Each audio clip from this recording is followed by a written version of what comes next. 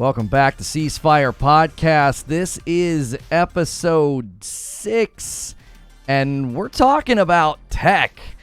Can tech go too far as we use technology? I struggle to turn the music down. I have a camera and iPhone in front of me and a second computer. As I use all this tech to record an episode about tech, Andrew, we've got a tough topic, I think, for a few reasons, because literally before the show we started doing the show, so we stopped. I was like, stop talking, you're doing the show. And it's not just can tech go too far, it's almost as if how equipped are we to sense when it does, because we've so fully integrated with tech at almost every level of our life. I mean, why did you want to do this one, by the way? This was your idea, I think. This was a couple episodes ago.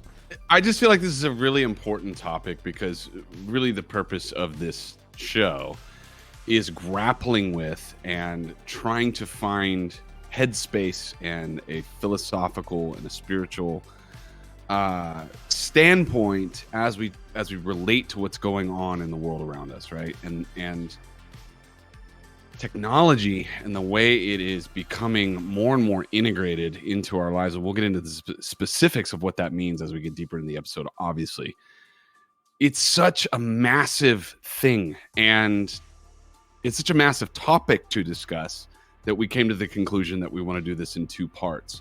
We're going to broach the subject here in part 1, and then part 2, we're going to do a reaction to a specific podcast that I came upon recently that I'll talk about here as we get into the flyover in a minute. So the reason why I wanted to do this is because I felt like it was in line with what we're trying to accomplish here, and that is we live in a world of rapid change, increasing rapid change, where we're seemingly caught in the middle of opposing forces. And they extend beyond just the red and the blue, or, you know, liberal and conservative. We live in a world that is becoming something else, and we're trying to figure out how we fit inside of it and how we need to navigate it as people, as men, as believers, as, you know, just folks occupying space. So this is a huge topic. It's an important one. It is one that we have to wrestle with and figure out, you know, is there a line? Ethically, is there a line? Morally, is there a line spiritually that we need to draw with our relationship to technology? Yeah.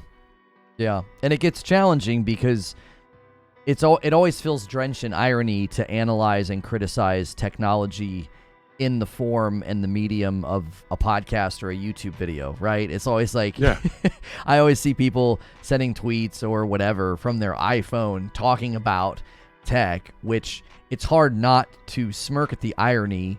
But I even think deeper than that, like beneath the level of irony, is this unspoken, almost inoculation. Like we don't even sense it. It's so part of your daily life. Oh, 100%. You watch movies and stuff when they didn't have electricity and running water, and it seems like a foreign land, and yet it's not that far behind us, which means what's it going to look like in 20 or 50 years when our kids are looking at the way that even now. I was trying to explain to my son what a VHS was, and I was like, oh, it's a tape. He's like, tape? Like I didn't have a catalyst to explain what a VHS was. I had to go through the tape to the CD because they've gotten audiobooks from the library before. Like it took me that many steps. So that's how far removed my son is from a VHS. And I mean, I watched Star Wars on VHS. So it's like, it's not even that far. So what's it going to look like when they're talking with their kids and grandkids about the tech that was around when they were kids? How different and how fast it's changing. And how do we critique something when we're sort of so baked into it at the same time? It's integrated so deeply, and it's becoming increasingly integrated, I feel like, on a daily basis, so much so that we don't even question it. Yeah. We're just rolling because civilization is rolling, innovation is rolling, and it's at an increasing rate. Yeah. So two things I'll mention at the top here. One, I was watching an episode of the show Bluey with my kids. It's on Disney show. Plus. It's such a great show. And so there's an episode in season 3 where they're doing a FaceTime. Bluey and what's Bluey's sister's name? Bingo. Bluey and Bingo are doing FaceTime with their cousins. And they call it Facey time, of course. Just the way that they do the little cute changes to things on that show. It's this. If you guys haven't seen Bluey, it's one of my favorite pieces of children's programming. I think the fact that it's Australian, it just adds to the cuteness of it. It's just really, really well illustrated. It's really, the subject matter is light, but there's also an element of educational perspective to it. Mm-hmm. And the episodes are super short. They're like 8 minutes long. And they're just so funny, man. So they're doing Facey time. And it was literally verbatim what it's like when I talk to my own kids on FaceTime sometimes. Like, they get on the screen, and then the first thing they do is they start drawing, and they're just distracted, and then they push the button that changes the face to the other face. You know what I mean? Turn you into a gorilla and all that stuff, and they get distracted, and then they, the parent comes in and says, "What are you doing? Get off the phone, blah, blah, blah, it's time to go." And then they say, "Nah," and then they take off with the phone, run. There's a whole thing to it. But it was just the little nuanced elements of how the interaction always goes. Kids get distracted. They don't talk to you. It's not even about talking on the phone. It's about playing on the gadget and doing all the other little pieces of media and games and switching. It's just insane. But what I thought as I was watching this with them is, oh my gosh, this is what life is now. This is normal. You only saw this on sci-fi shows, movies, and the like, not that long ago. Yeah. And now this is so normal that we're like sitting here giggling about it, and like there's no sense of irony. It's like, oh yeah, that's life. That's what we do. I was like, yeah, I go through this on a weekly basis. Yep. You know what I mean? That's kind of weird and scary. And springboarding off of this idea of it being so fully integrated, I keep coming back to this. I think it's kind of a foundational quote from Elon Musk, and it's kind of dated now. It's back 2017, but it kept popping up in my brain as we were making the decision to tackle this subject. And Elon Musk said, or he told the World Government Summit in 2017, he said, "To some degree, we are already cyborg." So basically, we're fully integrated with tech already when you think about smartphones. And that's what he was referring to. Like, that's already like an extension of our persona, these machines right here. And then he said, "I think one of the solutions that seems maybe the best is to add an AI layer to our bodies, to our personas.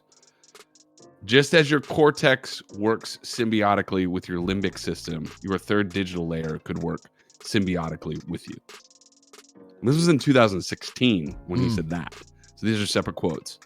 So we're getting into transhumanism here, and singularity, and AI. Man merger with machine, and the subject matter of every piece of science fiction, sci-fi work, since the advent of sci-fi, right? But we're kind of on the cusp of it. Yeah. We're getting into realms where what was impossible to us 5 years ago is going to be possible in like 2 years. I don't know if you ever saw the film Her. I'm jumping around a lot here, but it's all kind of tied to the same thing with Joaquin Phoenix. That came out 10 years ago or something. 5 years, I don't know, between 5 and 10 years ago, and it's the idea of can you have an intimate relationship with an AI? And I remember when I saw that, it was like, okay, I don't know if that could ever really happen. And now that's technology's out there. That's one of the things I wanted to debate with you on this is like, okay, when we get there, we're going to be there in the next 5 years.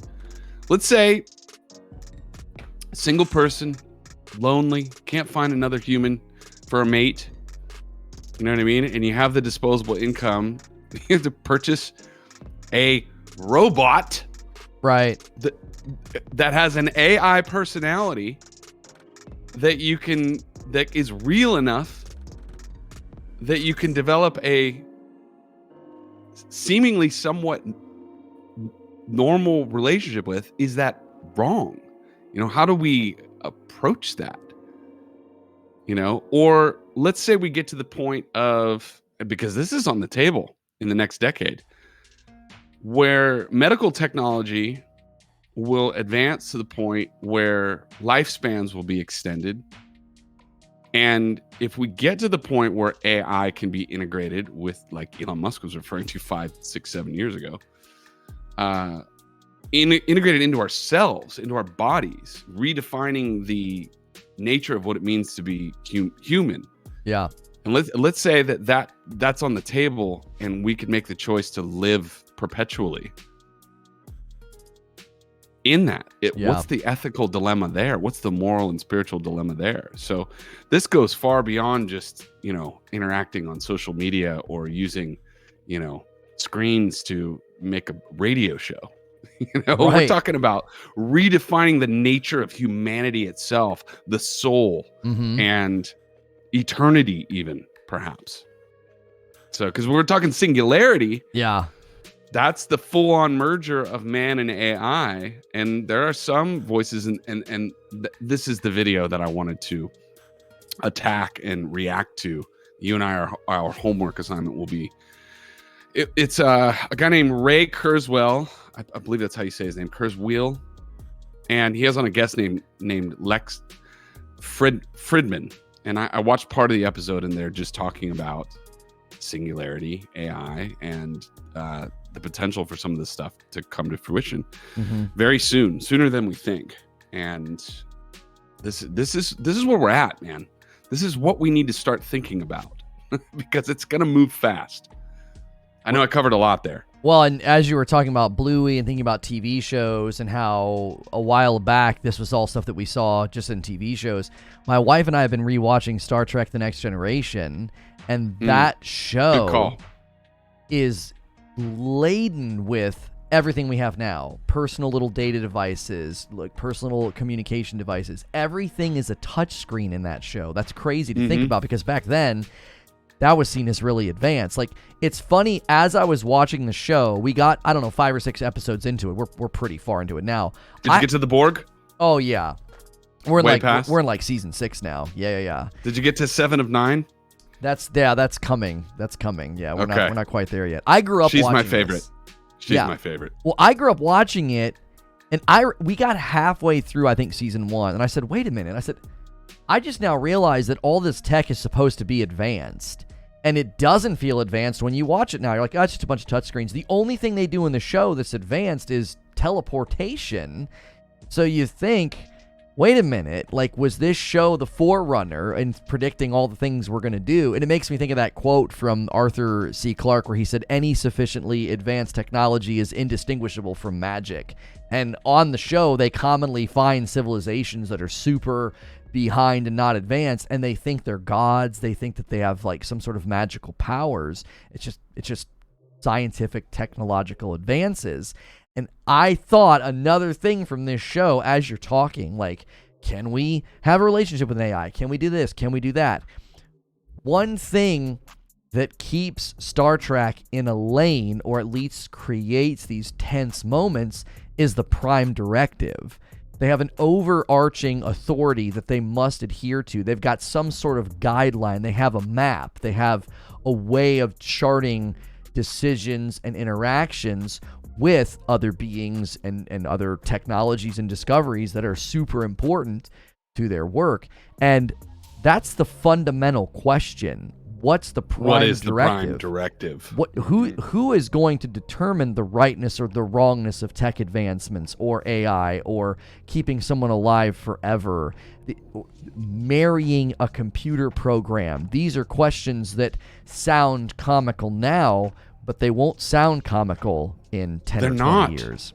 Or less, even. Right. We're getting there quickly. And the reason why this is so scary and so pivotal is because how many years went by between when that show dropped and when those tech advances became just everyday life. Right. How many years? Well, I mean, that show came out in the 80s, right? The show actually started late 80s, so 80 and then rolled right into the early 90s, so 30 plus years ago. Okay, so the impossible became possible in a sense in that span of time. But we're seeing shorter gaps now between ridiculous and totally feasible. 5 years ago, we probably don't have a realistic conversation about having a relationship with a robot. You know what I mean? But there are companies now marketing and selling robots that you can buy and have relationships with. I mean, it's under the guise of like sex doll or whatever, but it's like it's beyond that. It's way beyond that because you're integrating personalities into robots. It's not just a thing to be quote unquote intimate with. It's a thing to develop an intimate relationship with. That's a whole nother plane of discussion. Yeah, there's that movie called Lars and the Real Girl, and it's Ryan Gosling, and he's processing trauma by treating a mail order fake doll as a real person, as his bride, and it's kind of a touching movie at one level because everybody sort of indulges in his fantasy to sort of help him heal. But I'm fairly certain eventually he lets go. He realizes that this isn't real. This is something that is not a sustainable reality. It's made up. One of my favorite films in this realm is Ex Machina. Have you seen that one? Ooh, then I won't spoil it for you because it's a really, really good one. But it is, man, I can't even say much about it because you haven't seen it. It is definitely a must watch. Let's just put it that way. Sure. It's very well done. That's all I'll say for now. If you're listening, it's a pivotal piece of media to watch when we start getting into the idea of relationship with artificial intelligence and the capability of artificial intelligence. The episode on the Lex Fridman, Ray Kurzweil episode that I'm referring to here, they're talking about the Turing test a lot. Are you familiar with the Turing test? Yeah. So the Turing test, for those that aren't familiar with this, is a test that was developed. And the guy's name that developed it was named Turing, basically to test whether or not an AI is sentient. And this is how they start the episode. I don't want to get too deep into it, but we're there, man. We're there. So we might as well talk about it. Yeah. We might as well talk about how we're, what is the prime directive, right? How do we deal with this? Because I don't think any of us questions, is it right or wrong to own an iPhone? Nobody questions, is it right or wrong to, pick an XYZ piece of tech that's an integrated part of our lives. And yet, I was saying this off camera before we started the show. I'm totally addicted to my iPhone.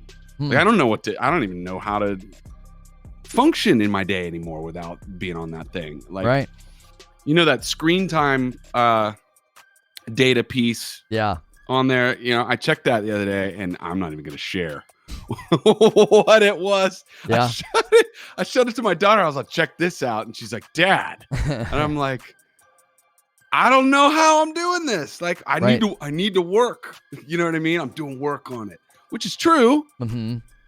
But I'm also doing other stuff, and it's not just surfing Instagram, Right. It's everything. Right. We don't even know how to do math anymore. When I was getting ready for today's show, I had to download a bunch of new programs to get set up. And I sort of laughed at myself because I will type the approximation of what I'm looking for, all riddled with typos, and Google just figures it out for me. They're like, did you mean this? And then I click. It's like the epitome of laziness. But the tech is so good that it feels silly. Doing the thinking for us. Yeah, it feels silly to not let it, do the thing for me. So this makes me think of the perspective that I'm trying to shape about this And we might have to flesh this out a little bit more in the trenches to get into the idea of, what does this look like for people who believe there's something more than just the physical realm, right? But the theme seems to be, because as we're talking about amazing movies and technology, it made me think of Tron and how he believed like he could fully integrate into the video game and put himself inside of it, and he does, right? He gets stuck in there. And then fast forward all the way to like Ready Player One and these movies where the envisioned future is one where we just completely leave reality.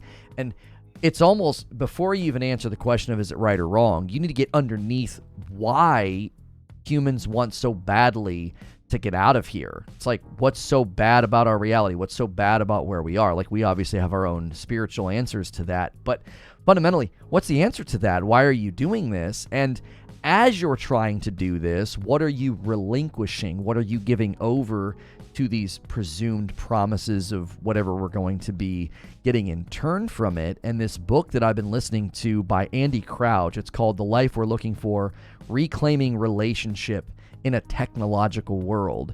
And he referred to this speech by Steve Jobs. And Steve Jobs was talking about how if you measure, like, I believe it wasn't just the animal kingdom, it might have just been mammals, but at one level he was saying, look, if you just measure animals and humans and say, what's the most effective being with respect to locomotion, we're pretty embarrassing. We're not very impressive as humans. We're like 16th. And the most efficient being, according to just locomotion, how much energy they put out and how much movement they can get, the condor was like, blew everybody away. But then he said if you put a human being on a bicycle, nothing can compete.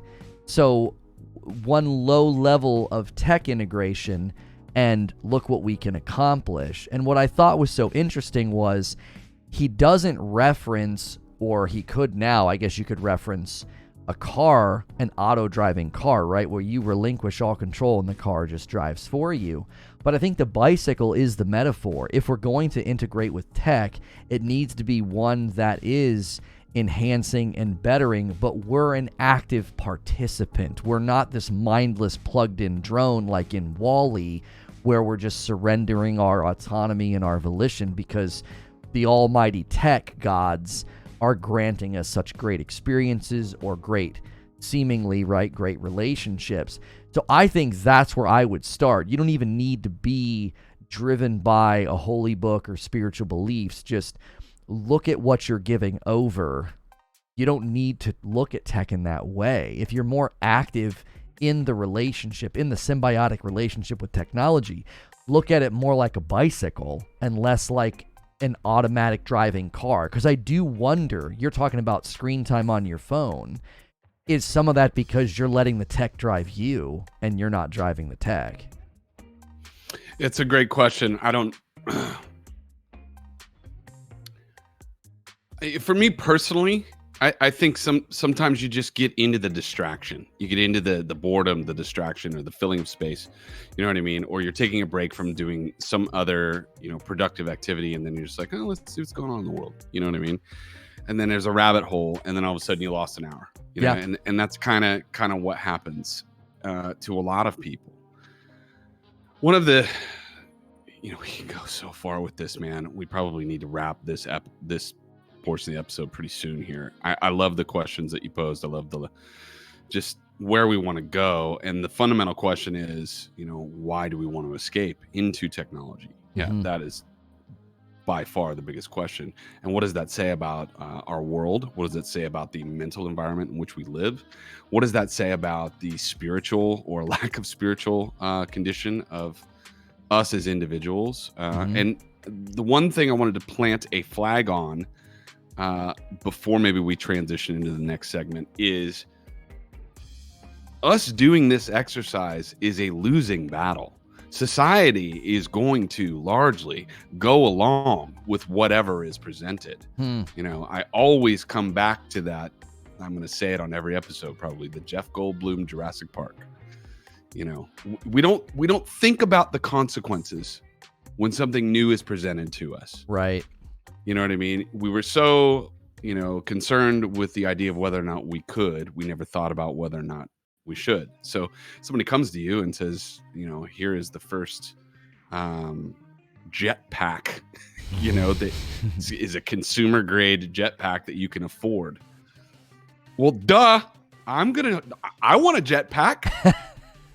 You know what I mean? If somebody comes to my door and says, all right, dude, I got a jetpack for you. Does it work? Yeah, it works. Yeah, I'm going to be flying that day. That's right. Not thinking about whether or not I'm going to crash into an airplane or whatever. Yeah. Because the idea that we can fly, or the idea that we can somehow transcend the mortal boundaries that we have is a great obsession of our species. And we can probably talk that through a little bit in the next segment. Yeah. I think the question of can tech go too far as this first portion being the flyover is, I don't know if we're equipped to answer the question with how entrenched we are with tech.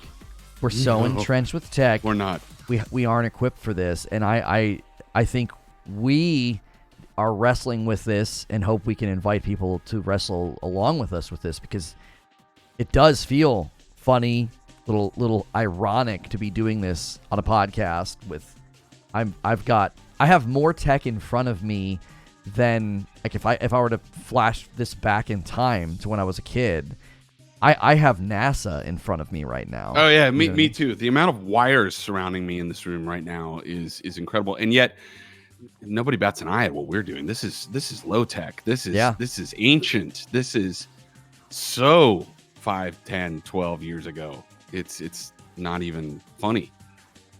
It makes me think there's a really there's a great show right now for fans of Star Wars called Andor. I highly recommend it. I didn't like Obi-Wan at all, but Andor's been me very neither. Good. I haven't gotten through much of it. Andor's been excellent, and there's a character in Andor who is very much pro old tech. So it's kind of funny in the Star Wars universe to have a guy who's like pro old tech, because he says, once if certain people get into power, he's like, this is the only stuff that'll work. It'll be off their control grid, is how he was thinking. And I was like, like that kind of hits close to home, doesn't it? Like, if we continue to relinquish lots of control, we kind of talked about that last week, like love of country, not last week, but last episode, love of country, relinquishing that control to higher powers, higher beings, folks in authority. That's a little scary, but I do think the trenches, we need to address that idea. What's the prime directive? Where are we going to get these guiding principles for how to critique technological advancements? But also the question is, why do you want to leave here so badly? Yeah. I think C.S. Lewis has a great answer. We'll get into that, into the trenches. If you guys have been listening to this, we appreciate the support of the show. And if you support the show monetarily, that's how you get into the trenches. That's how you get into the debrief. Thanks so much for listening to Ceasefire. We'll see you on the other side.